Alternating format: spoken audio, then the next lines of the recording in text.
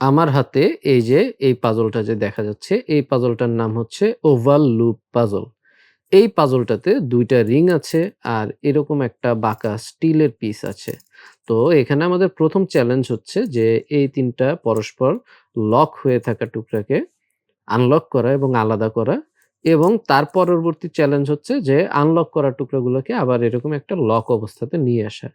তো ১ম এ আমরা এটাকে চেষ্টা করি। এটাকে যদি আমরা এইভাবে বের করার চেষ্টা করি, বের হচ্ছে না।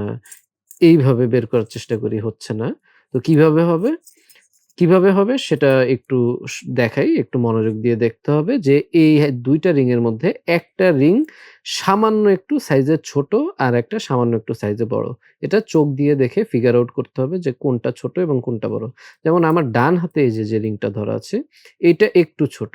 এই ছোট রিংটাকে আমি করব কি বড় রিংটার উপরে এইভাবে লম্বালম্বিভাবে রাখবো।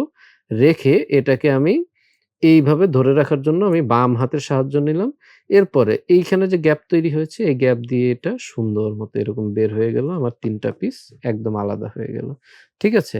সো এখন যদি আমি আবার একটু ৩ টা পিস কিভাবে লক করে সেটা দেখাই। আবার ঠিক আগের মতো বড় রিংটাকে বাম হাতে ধরে লম্বালম্বিভাবে ছোট রিংটাকে রাখলাম। রেখে এই অবস্থাতে রাখার জন্য আমি বাম হাত দিয়ে ধরে রাখলাম। ধরে এরপরে এইটাকে এই যে বড় রিংটার এক সাইডের নিচ দিয়ে ঢুকিয়ে এরপর ছোট রিংটার উপর দিয়ে দিলাম। এই যে এখান দিয়ে উপর দিয়ে। এরপরে আবার বড় রিংটার নিচ দিয়ে দিব। ব্যাস আমার ৩ টা পিস লক হয়ে গেল। ওকে? সো এটা না পারলে অনেক কঠিন। বাট একবার এই সিক্রেটটা বুঝে গেলে যে এটা আসলে কোন জায়গা দিয়ে বের হবে বুঝে গেলে দ্যাটস ইজি। তারপরে শুধু এরকম করলেই বের হবে। এরকম করলেই লক হয়ে যাবে।